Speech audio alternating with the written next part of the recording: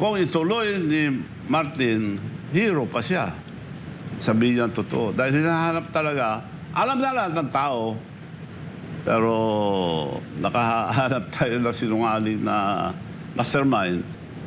Masosolve ka agad to kung magsabi ng totoo si Senator Ping Lacson. Yun. Kilala ko yan. Alam niya. Bakit hindi niya? Kung sabihin lang niya, tapos na. Ano po ang dapat niyang sabihin? Sabihin lang katotohanan. Dahil siya, mahusay na pulis yan. Kilala ko. At bilib ako nung araw, talagang hindi na, natitinag. Ngayon, kung ipagpipilit niyang pagtatakpan ang katotohanan, masisira po kayo. Kaya, sana magsabi ng katotohanan, tapos na. Magandang araw, Pilipinas! Sa dami ng ingay sa politika, sa dami ng opinyon sa social media, may isang tanong na gusto nating sagutin. Hindi propaganda, hindi chismis. Katotohanan. Dito walang iwasan, walang paligoy-ligoy, sa totoo lang. Ngayong araw, napakapalad natin na maging panauhin ang isang taong buong buhay niya na halos ay binigay niya sa kanyang probinsya at hanggang ngayon ay nagsisilbi pa rin siya sa bayan sa pamamaraan na ihayag ang katotohanan. Mapalad tayo na bisita natin ngayon na walang iba kung hindi ang makisig at pinakagwapong gobernador sa buong mundo, si Governor Chavit Singson ng Ilocos Sur. Salamat po. Hindi mo dinagdagan na binata pa eh. Si Governor Singson ay 27 years old lamang nung naging gobernador ng Ilocos Sur. As congressman, hindi nyo alam to siya ang author ng Republic Act 7171 na nagbigay ng excise tax sa tobacco para sa benepisyo ng mga tobacco farmers, Virginia tobacco farmers sa Ilocos Norte at sa Ilocos Sur. Ngayon, retired na siya as governor, pero hindi pa rin siya retired sa usapan ng politika. At pakinggan natin ngayon si Governor Chavit Singson sa kanyang first remarks. Welcome, Governor. Please greet our audience in Sa Totoo Lang. Maraming salamat po sa pag-anyaya sa akin dito. Natutuwa po ako dahil puro katotohanan ang sinasabi niyo rito. So, mas maganda dito dahil dito tayo magsusumbong sa taong bayan dahil ang gobyerno, hindi na tayo pinapakinggan, wala silang pakialam. Kinukulong yung mga nagsasabi ng totoo. So, Kinukulong po. kinukulong, inimbestiga. Oo po. Pag kumampi ka, okay ka sa ginagawa nilang mga kalukuhan. Itong recent na ito, na persecution, pati si Michael Defensor at asawa niya, dinadawit. Oo, lahat. Pati yung mga sa Congress ng mga kabataan. Oo, yung mga si Kinakasuhan Kiko lahat. Barsaga. Oo. Ako, kinasuhan din ng plunder. Unbailable yun. Kung totoo yun, bakit hindi ako kinukulong? Oo. Ibig sabihin, kinasuhan ako para lang may pangalan ako rin na nakademanda ng plunder. Oo. At hindi ka Panira lang. Oo, para lang May masabi. may black ka na parang black mark. Ganon, di ba? Kaya Panira. masakit talaga kung ginagamit ng gobyerno ang batas at enforcement ng batas as sandata, di ba? Oo. As a weapon. Ayan ang mga libel. Di ba?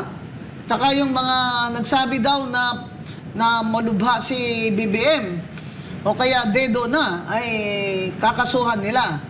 Buti na lang, sinabi ko dito na, buhay na buhay, nagja-jumping jacks pa eh. Gob, punta tayo sa ating paboritong topic. Alam mo, kami ni Gob Chavit Singson, meron kaming duet eh. Meron kaming favorite na topic. Itong si Martin Romualdez. Gob, sinabi ni Martin Romualdez na hindi daw siya ang mastermind. Pakinggan po natin tong sinasabi niya, Gob, na I will not go down alone. Yan. Replay nyo nga yan bago mag-comment si Governor Chavit. Story, tarnishing my name and my reputation, then I'm telling everyone now, I will not go quietly and I will not go alone. I will not be the fall guy for other people's corruption. I have been in public life long enough. I have seen enough. I have heard enough. I know many things about this current administration and past administrations as well. And I say this carefully. If this matter is to be handled as a legal issue, then let it be handled legally, soberly, and according to evidence. But if certain people insist on waging this in the court of public opinion, then I will have no choice but to defend myself publicly as well. To the Ombudsman, I say this with full respect. If your office truly believes in justice, then follow the sworn statements, follow the records, and follow the evidence all the way. Do not stop where it is politically convenient. Do not settle for the easiest headline. Do not confuse public pressure with prosecutorial duty. What I ask of the office of the Ombudsman is simple. Follow the rule of law and due process. This is a serious matter and it should be handled with seriousness, not with haste.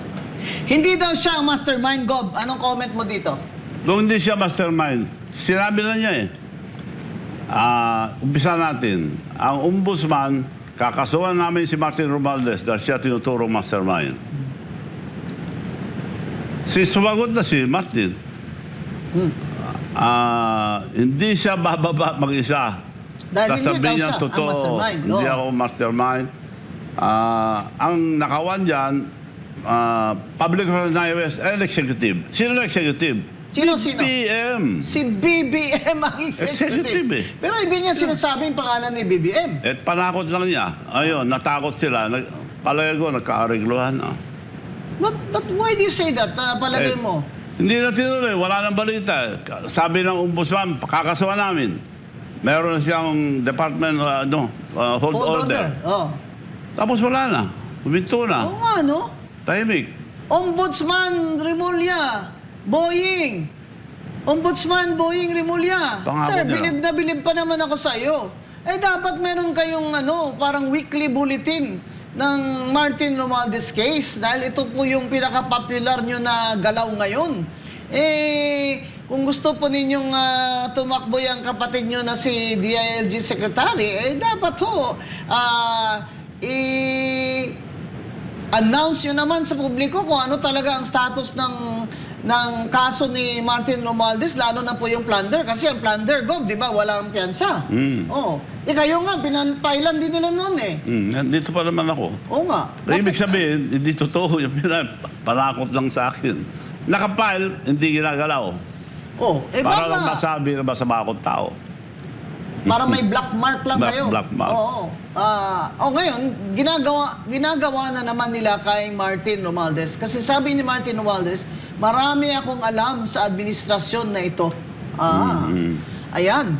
Kaya sinasabi ni Martin Romualdez na pag ako babagsak, Hindi lang ako. I will not go down alone. Oh, I will take you with me. Yan.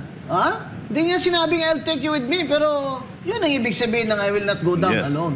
Di ba? Saka he made mention already, involved ang public works and highways, nagpangalan siya ron, at executive.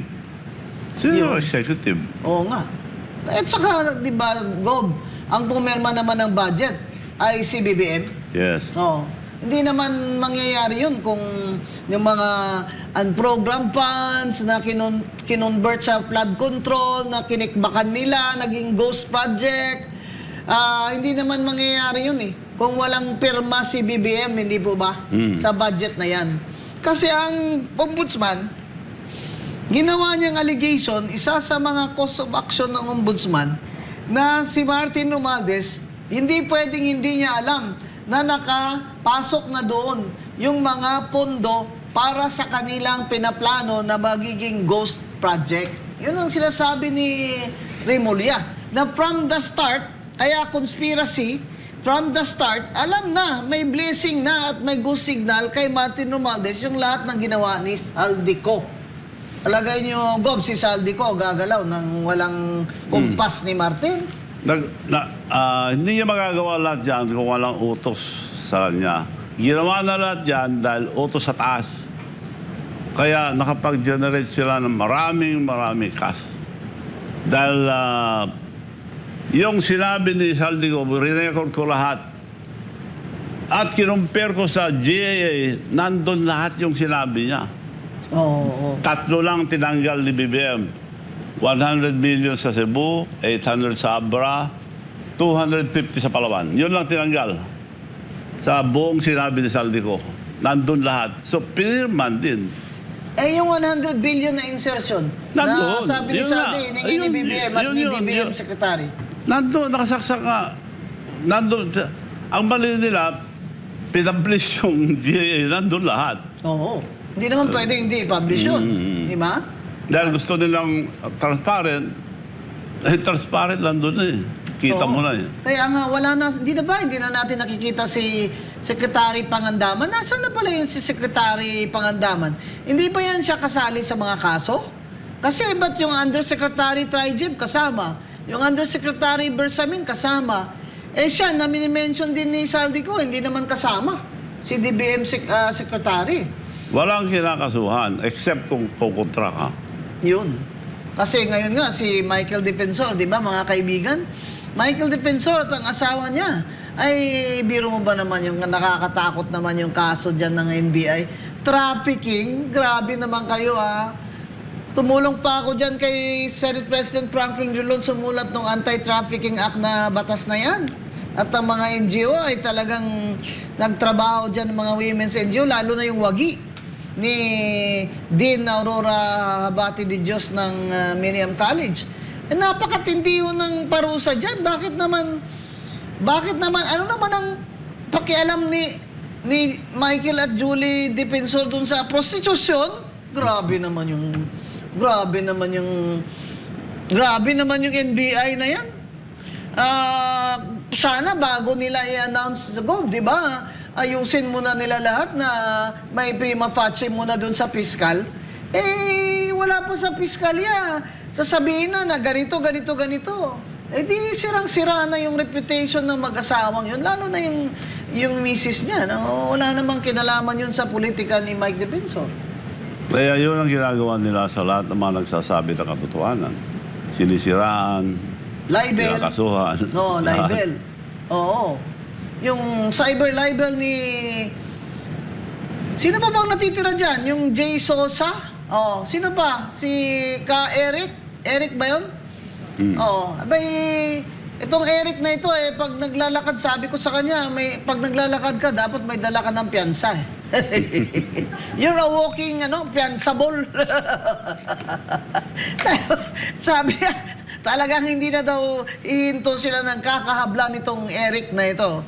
Kaya, mastermind, sinasabi ni Martin Romualdez. Executive, sabi ni Governor Singson. Si Martin na nagsabi.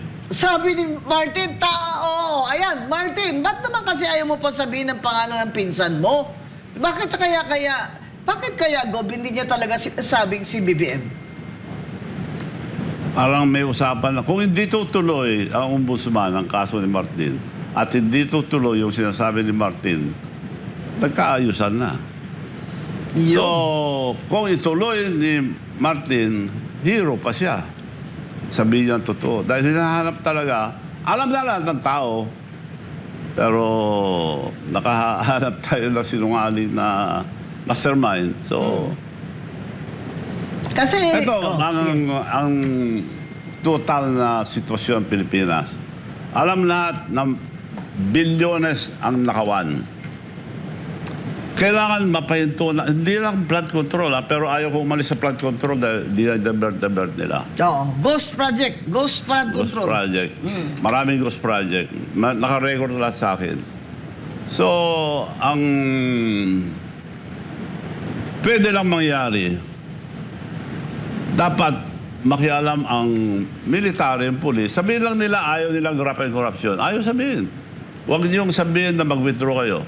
Sabihin nyo lang, ayaw sabihin. Bakit? At masosolve ka agad to kung magsabi ng totoo si Senator Ping Lacson. Yun. Kilala ko yan. Alam niya. Bakit hindi niya? Kung sabihin lang niya, tapos na.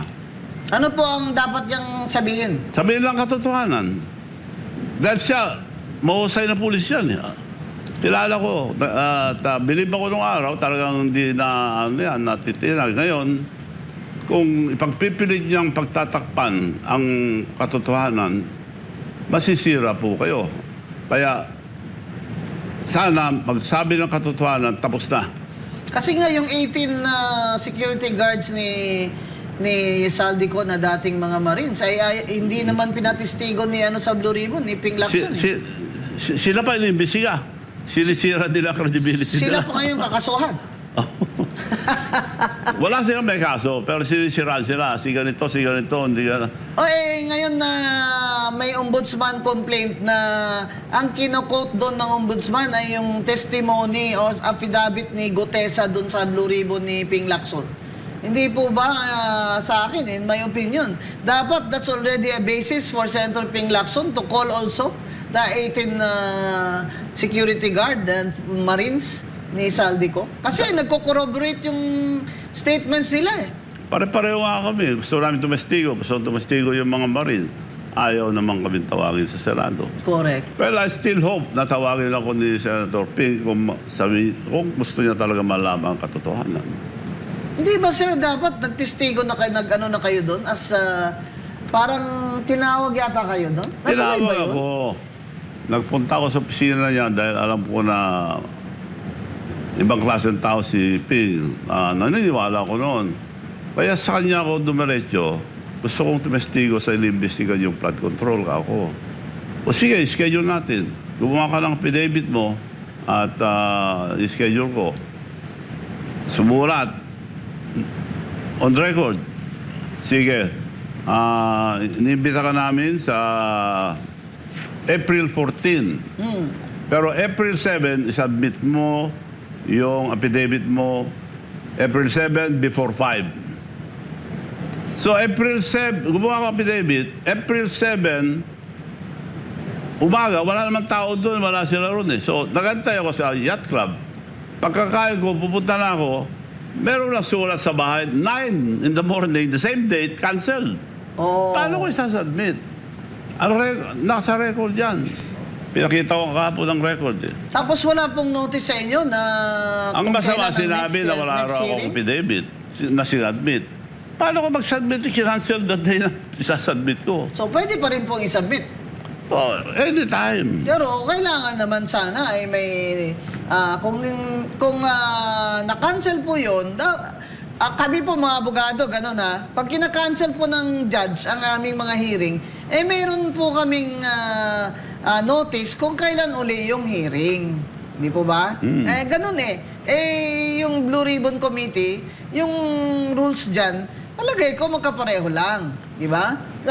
Importante kasi sa right to public information at due process na may notice. Yun po ang sinasabi ni Governor Chavit na magsasubmit na siya ng affidavit niya on the same day, naghihintay lang naman siya sa malapit sa Senate, yung pala, kinancel yung hearing kung saan siya magsasubmit ng kanyang affidavit. Pero Tama po ba? umasa pa rin ako na kung magsabi siya ng totoo, dahil parang wala lang naniniwala kay Senator Lacson ngayon dahil sa pagtatakip sa mga testigo. Pero kung sabihin niya totoo, na pagkakilala ko sa kanya, lalabas lahat ang katotohanan. Oo. Ako din, At, sir. Believe ako dyan babalik Noon. ang popularity niya kung sabihin niya ng tama. Yun ang akala ko nung naging chairman siya ng Blue Ribbon. Blue Ribbon Committee. So, I'm still hoping na ituloy niya yon, sabihin ng totoo, tapos ng boxing. Pero, At hindi po pwedeng patagalin ng ganitong gobyerno dahil sirang-sira na po tayo. Ang utang natin, 19 trillion. No, 2 trillion yearly debt payment. Saan ko- Nababaon na tayo sa utang. At Oo. tuloy-tuloy pa rin ang nakawan. 19 trillion ang utang, mga kababayan. 2 trillion a year ang dapat binabayaran. Nakalagay yan sa budget. ng bansa natin. Every year yan, hindi pwede yung bumaba. Kaya ito lagi ang problema ni Secretary Recto. Itong pambayad sa utang na 2 trillion, kaya ayaw niyang ibaba ang ating 12% na VAT. Ako personally, sinasabi ko, scrap na yung VAT na yan eh.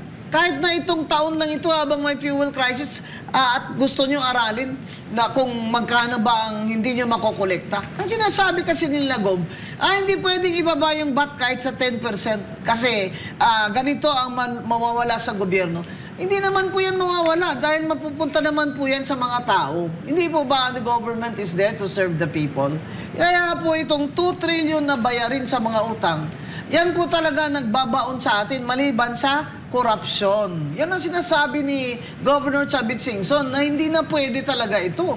Baon na sa utang, korupsyon pa rin. Di ba, Gob? Oo. Maliwanag naman yung ang proseso ng paggawa ng budget. Unang-una, ang budget ni Presidente. Tatawagin lahat ng departamento, anong budget nyo, yun ang isasubmit muna. Sa House of Reps. Ang masama, yung PhilHealth. Kinuha ang pundong PhilHealth, more than 87 billion, pinabalik sa Treasury para punduan ng mga flood control. Yung insurance ng mga bangko, PDIC, more than 100 billion, binalik sa Treasury para gamitin sa flood control. Oh. So, yung budget, gagawin ng Presidente, sasubmit niya yung sinubmit ng mga department head. Yung PhilHealth, humingi ng mas mababa sa ginawa nila, 80 billion or something. Pagkatapos doon, dinala sa Congress. Nandun yung request ng PhilHealth. Pagdating sa Senate, nandun. Kita ko lahat eh. Sa BICAM, nandun. Nung bumalik kay Presidente, tinanggal. Yun. So, zero budget noong 2025 dahil doon ginawa ng malaking nakawan sa... Kasi mag-election yun, Gob. What's important about 2025 is, that is an election year. Kaya, pinagkukuha yung mga pondo na yan na sinabi nila, excess. Hindi naman po yun excess eh. Reserve funds po yun. Lalo na po yung PhilHealth, hindi naman po yan excess. Pera Kasi ng tao PhilHealth yun. yan eh. Pera ng tao yung PhilHealth. pera ng tao Kontribusyon ng maliliit na tao. Tama. At saka special law po yan eh. May special law po yan. Kaya ito ngayon, may ombudsman cases na ngayon, itong PhilHealth chair at ang mga board, Gob, dahil sa sila'y sumang-ayon dyan. Kaya may ombudsman case na yan sila. At sana po, investigahin mabuti yan ayon sa batas ng ombudsman. Dahil dyan lang sa charter ng PhilHealth, probable cause na sila. Bakit sila pumayag? Board sila, bakit sila pumayag na kunin sa kanila? Kunin sa PhilHealth at ipadala sa National Treasury. Yung parang kaban ng bayan. Para doon kukunin na naman ni BBM ang para sa flood control. Kung saan may mga ghost project, kickbackan. Yan mga kaibigan, ang drawing dyan. Di ba? Kaya sinasabi ni Gob, hanggang ngayon yung PhilHealth hindi pa buo binabalik. Hanggang ngayon yung PDIC hindi pa buong bumabalik. Ito pa, Gob, may isa pa. Yung Maharlika. Ilang bilyon yun. Maharlika funds. Hanggang ngayon, wala naman tayong alam na saan ba ito in-invest ang Maharlika funds na kumita? Sweldo tayo ng sweldo dyan, buwan-buwan. Balita ko, 1 milyon, isang buwan ang sweldo ng chairman dyan. Naku po, grabe naman kayo. Ginawa nyo pang milking cow ang Maharlika funds na pet project ni BBM. All of this is a scheme, Gob. I think, all of this is a scheme, di ba? Na kung saan magagatasan. Itong Maharlika funds na ito, kunuha yung mga pondo, pati land bank, kung saan nandyan yung mga pension ko, pension natin, mga judge, mga government employees, nasa land bank. Kinuna ng pera ang land bank ngayon. Ilang bilyon yun. Nilagay sa Maharlika funds. Kung malugi yan, at mukhang lugi na yan dahil wala namang investment na tama yan. Parang labahan lang Labahan lang. Galing talaga ni Governor Chavit. Parang labahan lang. Parang ginawang money laundering lang. Kaya kailangan, AMLA, para maging fair din kayo sa amin, ng mga taxpayers. chicken nyo rin kung yan bang mahalikapan sa money laundering scheme yan. Hindi, ganito na lang para hindi malito ang ating kababayan. Ombudsman ang nag-announce. Kakasuhan nila si Martin Romualdez dahil marami ng tumetestigo siyang mastermind ng tinuturo. May whole departure na siya. Opo. Kakasuhan namin. Bakit hindi gumagalaw ngayon ng ombudsman? Dapat isang salita lang po tayo. Kung kakasuhan nyo kung may kaso. Oo. Kung wala, sabihin wala. Tapos, dahil doon, nag-trigger naman sumagot si Martin Romualdez. Hindi ako bababa mag-isa. Kasabwat dyan, Public Representatives, and the executive. Sino executive? Si Bongbong Marcos. Sa Aliwanag. Constitution, the executive. Kaya ngayon, hindi na tinuloy. Bakit hindi tinuloy? Sakot sila kay Martin? Ituturo niya yung mastermind. Oo. Kung So, hindi niya tuloy. kung Pero makauwi si ituloy Saldico. nila, kung ituloy ni Martin, susuportan pa ang taong bayan. Yun. Martin! Ituloy mo na, Martin! Friends na tayo! Tuloy mo na! Sabihin mo na kung sino talaga ang mastermind! Hindi lang kailangan testigo siya dahil sa sinasabi niya. Isang solusyon dyan, si Senator Ping Lacson. Sabihin niyang totoo, solve ng problema natin. Oo. Ayan ba yung report niya, Dahil Gob? nasa kanya lahat ng report. Yung report niya, Gob, di nga mapirmahan ng Siyam eh. Walang pumipirma, kulang pa siya eh. Kung pagtatakpan nila yung mastermind, lalo pong babagsak ang rating ang ating kaibigan si Senator Ping Lacson. Oo. Wala na pong naniniwala sa inyo dahil sa pagtatakip nyo sa mga testigo, mga ginagawa sa Senado. So, babalik ang tiwalang tao. Ngayon, alam nyo na lahat na nangyayari dyan. Oo. Ibalik na yung tiwala namin sa inyo, Senator Lacson, So, dahil ang solusyon- napakagaling nyo ba na noon eh. Ang solusyon, Senator Lacson, or si Martin Esther, susuportahan ng taong bayan yan kung magsabi siya ang totoo. Dahil Alam mo, malalaman Martin, na pag natin. nag-rally ka dyan, sasama ako. Oh, sure. Oh, honest. Wala nang Sama rally. ako sa'yo. Pag nag-rally ka, sabihin mo kung sino ang nag-utos sa'yo. Mastermind nyo. Oh. Kahit na hindi ka mag-show up sa rally, kahit video na lang. Oy, tatayo na lang ako dun sa tabi ng video mo. At saka, Gob, yung sinasabi ko nga, alam mo, anong payo natin kay Martin, Gob? Anong payo mo? Kung pagkausap mo ngayon si Martin, anong payo mo sa kanya? Well, ituloy lang. Kung sabihin lang, ituloy niya yung sinasabi niya, dahil siya testigo eh. Yes! Kung ituloy lang niya yon, solve ng problem natin. Or si Senator Ping Lacson, alam niya yan. Alam ko na alam niya. Kung ituloy niya na sabihin ng katotohanan, tapos ng problema ng bansa. Nakikiusap po ako sa kanila dahil hindi po pwedeng ipagtuloy itong gobyerno dahil dami ng utang at tuloy-tuloy pa rin ang anomalya. Kailangan po, hinto na, wala nang kinabukasan ng mga kabataan. Wala nang mangyayari sa ating Wala na bansa. pong trabaho, 3 Maski million. sino pa susunod na presidente, wala na magawa. Wala nang foreign direct investments. Wala. Bagsak. Walang bagong kapital. Ang mga may kapital na Pilipino ay sa labas na po nag-invest. Sa Vietnam, sa China. We have to have a new leader para mabago lahat. At saka dapat po may managot. Diba, Gob? Kasi ang mga tao po, sinasabi, pare-pareho naman yan eh, paulit-ulit eh. Wala kasing nananagot. Diba? Sinabi nga ni Lee Kuan Yew eh. Kaya daw tayo ganito eh. Kasi walang nagpaparusahan sa mga magnanakaw sa gobyerno. Unlike Lee Kuan, unlike Singapore. Dapat may isang salita tayo lahat. Ang problema, wala tayo po isang salita yung mga iba.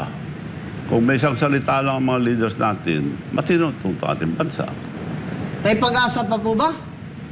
Kung magsabi ng totoo si Senator Ping Lacson, yun ang pag-asa natin. Or si Martin Romualdez, kung magsabi na ituloy-tuloy niya yung sinabi niya, dahil alam na lahat ng sinasabi niya, tapos na. Mahinto itong mga itutuloy pa na puro anomalya pa rin. Hanggat nandyan si BBM, tuloy-tuloy lahat yan. Dahil nung umpisa na nila, plano na nila yan, bago mo po napag-usapan na puro I agree. anomalya ang ginagawa. So, 2 tao lang. Kung ayaw military, police, Martin Romualdez or Ping Lacson magsalita. May magsalita lang na testigo. Si Senator Ping Lacson, I'm very dead sure alam niya lahat yan. So kung sabihin niya totoo, he will save our country. Hero siya. Hero siya.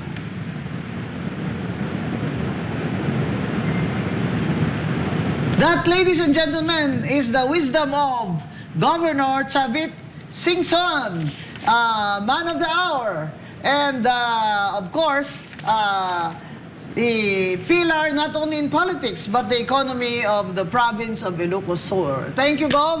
Thank you you. very much. Thank you. Come Thank you. again. Balik po kayo. Balik po kayo sa totoo lang. Sa totoo lang, dito ang usaping walang kinatatakutan. Walang paligoy-ligoy. Sa totoo lang. Thank you, Gov.